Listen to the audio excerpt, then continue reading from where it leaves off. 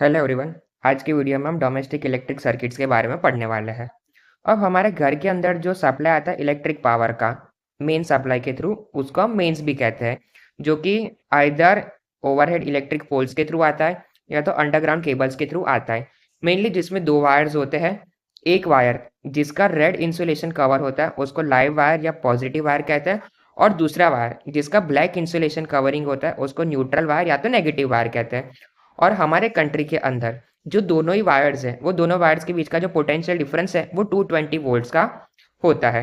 जैसा कि हम डायग्राम के अंदर देख सकते हैं, दो वायर्स हो गए, एक हो गया लाइव वायर और दूसरा हो गया न्यूट्रल वायर। अब ये लाइव वायर और न्यूट्रल वायर मेंस के थ्रू इलेक्ट्रिसिटी बोर्ड्स फ्यूज में जाता है, और वहीं से वो दो वायर्स आते हैं हमारे इलेक्ट्रिसिटी मीटर के अंदर। अब हमारे इलेक्ट्रिसिटी मीटर से ये दोनों ही वायर्स जाते हैं डिस्ट्रीब्यूशन बॉक्स के अंदर, जिसमें मेन स्विच प्रेजेंट होती है और फ्यूज प्रेजेंट होती है हर एक सर्किट के अंदर जो घर के अंदर हमने कनेक्ट करी हुई होती है। अब जो हमारे घर के अंदर इलेक्ट्रिक सर्किट्स होती है वो मेनली दो तरीके की होती है। एक जिसमें 15 एम्पियर का करंट रेटिंग होता है, जो कि बड़े अप्लायंसेस हो गए जैसे कि गीजर्स हो गए, एयर कूलर्स हो गए, एयर कंडीशनर्स हो गए, रेफ्रिजरेटर्स हो गए, वो सब के लिए होता है। और दूसरी सर्किट जिसकी 5 एम्पियर करंट रेटिंग होती है, जो कि छोटी इलेक्ट्रिकल अप्लायंसेस हो गए जैसे कि बल्ब्स हो गए, फैंस हो गए, वो सब के लिए होता है। यहाँ पे हम क्या करते हैं, एक अर्थ वायर कनेक्ट करते हैं जिसका ग्रीन कलर का इंसुलेशन कवरिंग होता है, which is usually connected to a metal plate deep in the earth near the house. जैसा कि हम डायग्राम के अंदर देख सकते हैं, हर एक सर्किट के थ्रू जो है वो ग्रीन कलर का एक वायर जा रहा है जिसको हम अर्थ वायर कहते हैं। अब ये अर्थ वायर का काम क्या होता है, ये अर्थ वायर एक लो रेजिस्टेंस कंडक्टिंग पाथ देता है करंट को पास होने के लिए। ये एक सेफ्टी मेजर के लिए यूज करते हैं, स्पेशली वो अप्लायंसेस जिसकी मेटेलिक बॉडी होती है, जैसे कि इलेक्ट्रिक प्रेस हो गए, टोस्टर्स हो गए, टेबल फैन हो गए, रेफ्रिजरेटर हो गए। ऐसे सब अप्लायंस के अंदर हम मेनली अर्थ वायर को कनेक्ट करते हैं। इसके पीछे का रीजन क्या होता है कि अगर कभी कोई इलेक्ट्रिक करंट का लीकेज हुआ, तब वो केस में जो इलेक्ट्रिक करंट है जो मेटेलिक बॉडी के अंदर स्प्रेड होगा, वो डायरेक्टली अर्थ वायर के थ्रू चले जाएगा ग्राउंड के अंदर, जिससे हम जो है वो इलेक्ट्रिक शॉक से बच जाएंगे।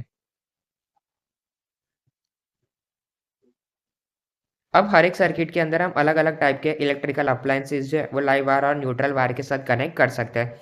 हर एक अप्लायंस के लिए हम सेपरेट ऑन और ऑफ स्विच भी दे सकते हैं जिसके थ्रू करंट फ्लो होके जा सकता है। अब हर एक इलेक्ट्रिक अप्लायंस को इक्वल पोटेंशियल डिफरेंस मिले, इसीलिए सबके सब जो है वो पैरेलल कनेक्शन में कनेक्टेड होते हैं। फिर आता है इलेक्ट्रिक फ्यूज। इलेक्ट्रिक फ्यूज एक इंपॉर्टेंट कंपोनेंट है हर एक डोमेस्टिक इलेक्ट्रिक सर्किट्स का, जिसका वर्किंग और प्रिंसिपल ऑलरेडी हम चैप्टर 11 इलेक्ट्रिसिटी के अंदर पढ़ चुके हैं। अब एक फ्यूज जो सर्किट के अंदर हम कनेक्ट करते हैं वो डैमेज को प्रिवेंट करता है इलेक्ट्रिकल अप्लायंसेस के आइदर शॉर्ट सर्किट और ओवरलोडिंग से। अब ओवरलोडिंग कैसे होती है, वो लाइव वायर और न्यूट्रल वायर के डायरेक्ट कांटेक्ट में आने की वजह से हो सकती है।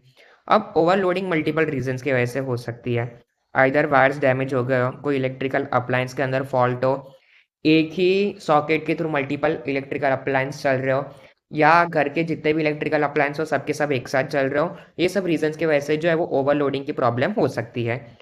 ये सब सिचुएशन के अंदर करंट जो है सर्किट के अंदर वो बहुत ही ज़्यादा बढ़ सकता है, जिसे को हम शॉर्ट सर्किट कहते हैं। शॉर्ट सर्किट भी सेम ये रीज़न की वजह से ही होती है कि जब लाइव वायर और न्यूट्रल वायर एक दूसरे के डायरेक्ट कांटेक्ट में आ जाते हैं, उस टाइम पे रेजिस्टेंस बहुत ज़्यादा कम हो जाता है और इलेक्ट्रिक करंट सर्किट के अंदर बहुत ज़्यादा फ्लो होना स्टार्ट कर देता है। तो इलेक्ट्रिक फ्यूज के वजह से क्या होता है, इलेक्ट्रिक सर्किट और अप्लायंस को डैमेज होने से हम बचा सकते हैं। फ्यूज कैसे काम करता है, heating effect of electric current के ऊपर काम करता है। तो जैसे ही ज़्यादा इलेक्ट्रिक करंट सर्किट के अंदर फ्लो होगा, उस टाइम पे क्या होगा, फ्यूज जो है वो मेल्ट हो जाएगा, ब्रेक हो जाएगा इलेक्ट्रिक सर्किट, जिसकी वजह से इलेक्ट्रिक करंट सर्किट में फ्लो होना बंद हो जाएगा और इलेक्ट्रिकल हजार्ड्स को हम रोक सकते हैं।